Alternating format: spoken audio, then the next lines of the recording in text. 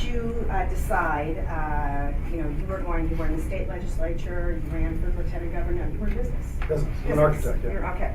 So how did you decide education was going to be the main focus point for you as lieutenant governor? North Carolina as lieutenant governor, by constitution, I sit on the state board of education. I sit on the state board of community colleges. So somewhat by default, you're kind of thrown a kind of a larger umbrella of education. And but I've always been passionate about education, and so it was a natural fit when I came in to start focusing on things that were, in my mind, just broken about the education system. You know, we had a little conversation yesterday, and I asked you, I said, how many government programs do you invest in with your company?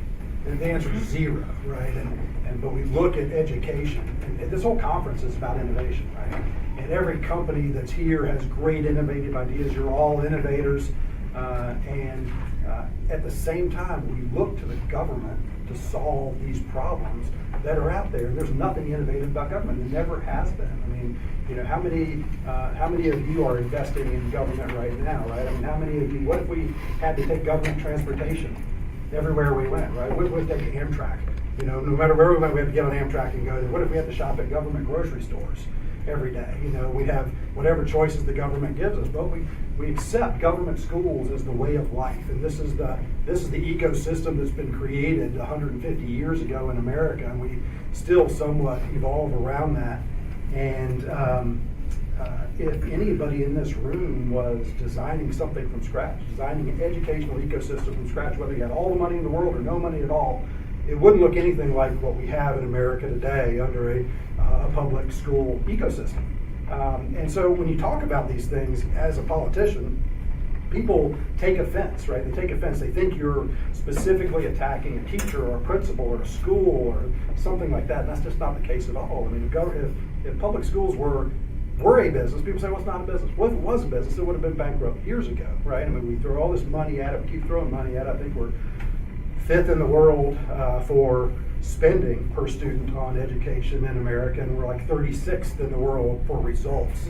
And none of you would run a business that way. So I started looking at it from a business perspective, going, where are things broken, right? I mean, any of you that have started your own companies out here, you said there's a need out here, and I'm going to go fill that gap, right?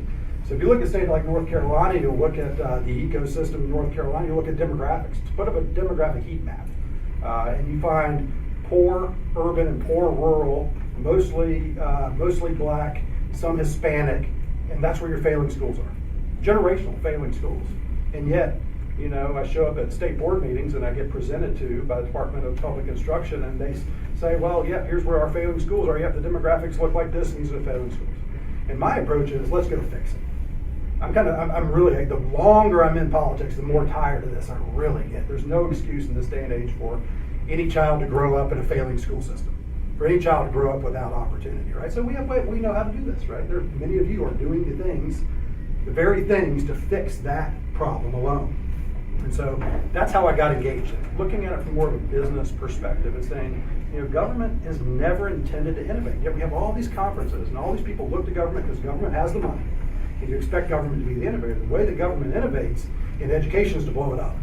To blow it up and to go, okay, how do we as quickly as possible reinvent the education ecosystem, not just K-12 or community college or university. The whole ecosystem's got to be blown up for today's time frame. A couple examples I'll just use quickly. One is Starbucks, right? I mean, talk about disruptive change in the coffee industry, but some of us in this room can remember when coffee was free. You know, you go get your free coffee and they just keep refilling it as free. When Starbucks turns it into this fashion statement, people walk around with their little cup with Starbucks pointed out, you know, so everybody can see they're drinking Starbucks, $4 coffee, right? So they transformed the coffee industry, but nothing really changed. It's still coffee. The product's the same. And I feel kind of the same way about education and technology. All this technology has existed for a long time, but the whole ecosystem hasn't changed around all the delivery mechanisms and how all that works. I think it's time.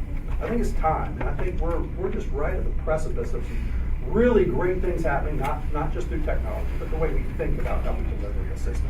And states are much better suited to do that than the federal government. Right. So the further we drill that down in to the parent and the student, the better results we're going to have.